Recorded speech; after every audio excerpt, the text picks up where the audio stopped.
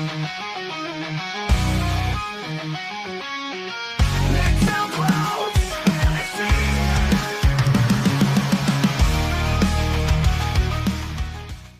di Stadion Kanjuruhan, ini venue pengganti laga Arema FC vs Persebaya Surabaya. Lokasi pertandingan pekan ke-30 Liga 1 2024/2025 antara Arema FC vs Persebaya Surabaya batal terselenggara di Stadion Kanjuruhan, Malang. Sebelumnya duel Arema vs Persebaya diwacanakan dihelat di lokasi tragedi Kanjuruhan, tanggal 1 Oktober tahun 2022 lalu. Kondisi tersebut selaras dengan kembalinya Arema ke markas asli setelah mengalami renovasi. Operator Liga Indonesia baru LIB pun telah terlibat serah terima penggunaan Stadion Kanjuruhan ke pihak Arema FC pada awal bulan April tahun 2025. Batal di Stadion Kanjuruhan, ini venue pengganti laga Arema FC vs Persebaya Surabaya. Lokasi pertandingan pekan ke-30 Liga 1 2024/2025 antara Arema FC vs Persebaya Surabaya batal terselenggara di Stadion Kanjuruhan, Malang. Sebelumnya duel Arema vs Persebaya diwacanakan dihelat di lokasi tragedi Kanjuruhan, tanggal 1 Oktober tahun 2022 lalu. Kondisi tersebut selaras dengan kembalinya Arema ke markas asli setelah mengalami renovasi. Operator Liga Indonesia baru LIB pun telah terlibat serah terima penggunaan Stadion Kanjuruhan ke pihak Arema FC pada awal bulan April tahun 2025. Kalau serah terima stadion dari Kementerian PU Pekerjaan Umum ke pemerintah daerah sudah, kata Dirut LIB Ferry Paulus, dilansir laman LIB, Rabu, 9/4 lalu. Sedangkan untuk komunikasi dan pemanfaatkan Stadion Kanjuruhan ke pihak Arema sudah, sambung.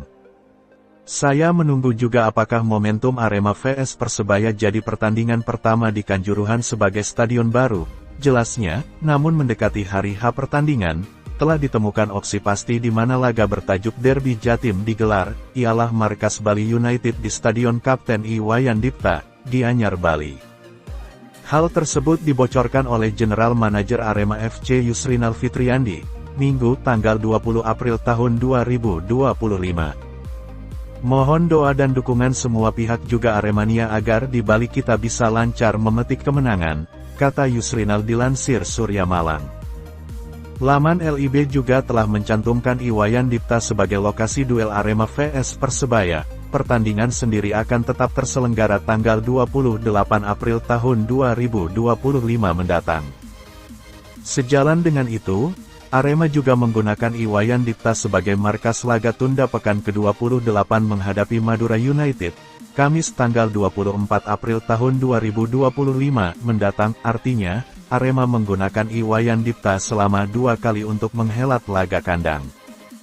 Adapun untuk partai kandang selanjutnya yang terjadi pada pekan ke-32, laman LIB telah mencantumkan markas Arema berlokasi di Stadion Supriyadi, Blitar.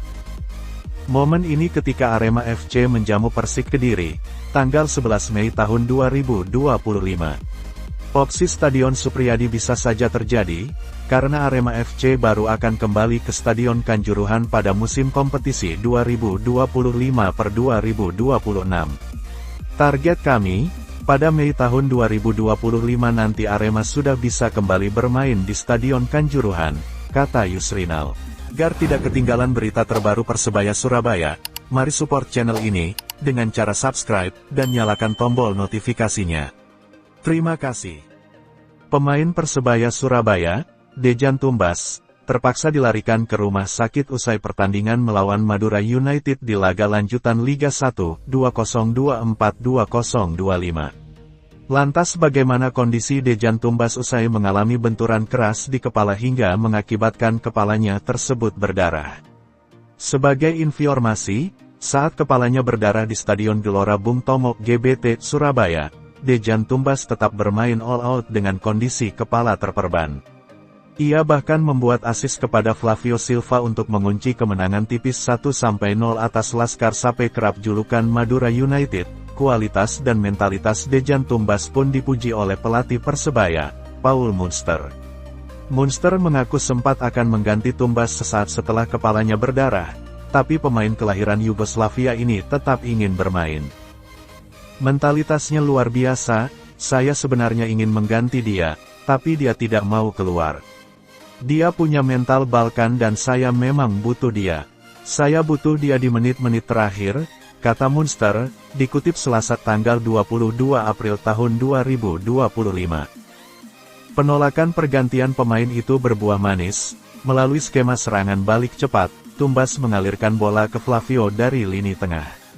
Kerjasamanya 1-2 dengan Flavio memang sempat dihadang bek Madura United, tapi kemototan Tumbas membuat bola itu kembali terebut dan dialirkan ke Flavio. Pasca laga, pesepak bola berusia 25 itu pun langsung dibawa ke rumah sakit untuk mengobservasi lukanya. Munster sudah mendapatkan informasi hal itu, meski ia belum tahu kondisi Tumbas sebenarnya. Saya akan menelpon dia lagi, tapi dia sangat senang dengan hasil pertandingan. Yang penting malam ini semua pemain berjuang sebagai tim untuk menang, tandasnya. Cetak 8 gol untuk Persebaya musim ini, apakah performa Flavio Silva menurun? Flavio Silva mencetak 2 gol di 2 laga terakhir Persebaya. Menariknya, 2 gol tersebut merupakan gol krusial yang membawa Persebaya meraih 1 dan 3 poin. Karena itu, mantan penyerang Persik Kediri berharap akan tercipta gol-gol penting lainnya ketika ia berjersey Green Force. Hingga pekan ke-29, penyerang asal Portugal itu hanya mencetak 8 gol bagi Bajul Ijo julukan lain Persebaya. Jika dibandingkan dengan musim lalu ketika masih berseragam Persik memang cukup menjomplang, sebagai perbandingan, hingga pekan ke-29 ketika berseragam Persik, Flavio mencetak 14 gol dan finish dengan 19 gol tahun lalu. Apakah Flavio sudah menurun? Bisa ya bisa tidak. Mengapa? Musim ini, di bawah asuhan Paul Munster, Flavio seringkali bukan bermain sebagai striker murni. Ia bahkan lebih bermain di posisi sayap, di putaran kedua tepatnya. Ketika Persebaya mendatangkan Dejan Tumbas, posisi striker 28 tahun itu otomatis berubah. Ia lebih banyak beroperasi di ektor sayap. Namun, belakangan, Munster akhirnya memilih menempatkan Tumbas di sektor gelandang dan menempatkan Flavio di posisi penyerang. Efektifkah? Yang jelas, dalam 2 laga terakhir, Flavio berhasil mencetak gol.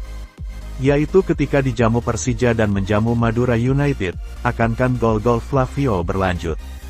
Kita lihat aja sebab, Liga 1 musim 2024/2025 menyisakan 5 laga. Laga terdekat adalah Persebaya dijamu Arema FC di Bali. Nah, ini menjadi kesempatan lagi bagi Flavio untuk unjuk gigi. Siapa tahu dia bisa mencetak 5 gol dalam satu pertandingan seperti yang ia lakukan di pekan ke-30 ketika masih berseragam Persik. Kita tunggu saja. Agar tidak ketinggalan berita terbaru Persebaya Surabaya, mari support channel ini, dengan cara subscribe, dan nyalakan tombol notifikasinya. Terima kasih.